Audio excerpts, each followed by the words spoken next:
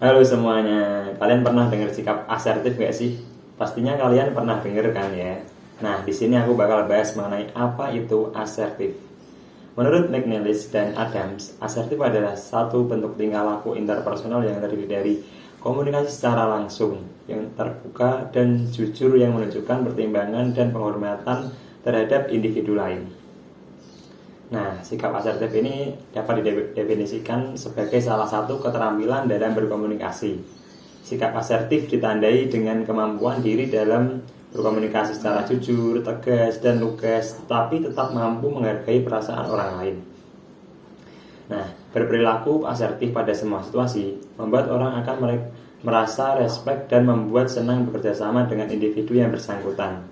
Perilaku asertif akan muncul pada saat orang melakukan hubungan interpersonal dengan orang lain. Pada saat melakukan hubungan tersebut, pihak yang satu merasa nyaman dan pihak yang lain juga merasa nyaman. Menurut Fensterheim dan Beer, ciri-ciri orang asertif ada 4, yaitu 1. Merasa bebas untuk mengungkapkan emosi yang dirasakan melalui kata dan tindakan. 2. Dapat berkomunikasi dengan orang lain, baik dengan orang yang tidak dikenal, sahabat, keluarga, dan dalam proses berkomunikasi relatif terbuka, jujur, dan sebagaimana mestinya. Yang ketiga nih, mempunyai pandangan yang aktif tentang hidup, karena orang asertif cenderung mengejar apa yang diinginkan dan berusaha agar sesuatu itu terjadi serta sadar akan dirinya bahwa ia tidak dapat selalu menang, maka ia menerima keterbatasannya. Yang keempat, bertindak dengan cara yang dihormatinya sendiri atau sadar bahwa ia tidak dapat selalu menang. Ia menerima keterbatasan, ia berusaha untuk menutupi dengan mencoba dan selalu belajar dari lingkungan. Kemudian menurut Galasi dan Galasi, menggolongkan aspek-aspek perilaku menjadi 3, yaitu yang pertama, 1.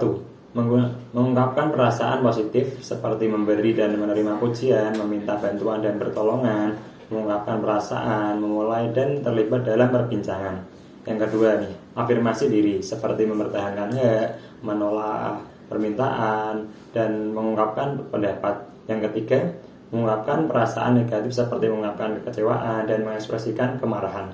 Selain dipandang sebagai gaya komunikasi yang efektif, ada pun beberapa manfaat penting sikap asertif yang bisa dirasakan dalam kehidupan sehari-hari. Di antaranya yaitu 1. Meningkatkan rasa percaya diri, meningkatkan keterampilan dalam mengambil keputusan, mudah berteman dengan siapapun, selalu dihormati dan dihargai orang lain, membantu mengatasi stres, tidak akan ditindas atau dimanfaatkan oleh orang lain. Nah, sikap asertif akan membuat orang lain melihat kalian sebagai pribadi yang percaya diri dan ramah. Ini bertolak belakang dengan sikap pasif, tetapi juga tidak sama dengan sikap agresif.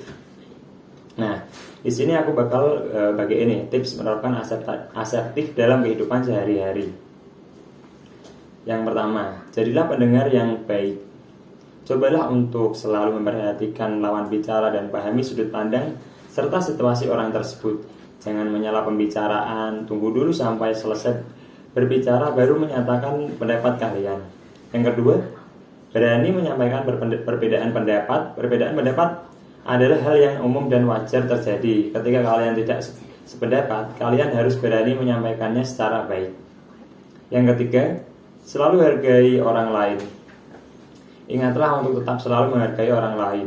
Hindari berkeras kepala terhadap pendapat kalian dan pastikan kalian menyampaikan pendapat dengan tetap menjaga perasaan orang lain ya. Yang keempat, hindari merasa bersalah selama kalian mengemukakan alasan yang jujur, masuk akal, dan tidak menyalahi aturan. Tidak ada alasan untuk merasa bersalah. Yang kelima, tetap tenang saat berbicara. Saat berbicara dengan siapapun, usahakan untuk menatap mata lawan bicara dengan menjaga ekspresi wajah. Kemudian bicaralah dengan nada suara normal dan tentunya dengan kata-kata yang sopan. Yang keenam, hindari penggunaan kalimat yang agresif. Ketika berbicara dengan siapapun, hindari penggunaan kalimat yang terasa menyerang lawan bicara dan berpotensi menyakitinya, apalagi ketika kalian sedang berada di tengah konflik. Yang ketujuh, posisikan lawan bicara sebagai teman. Ketika terdapat suatu konflik, cobalah memandang lawan bicara kalian sebagai teman, bukan musuh ya.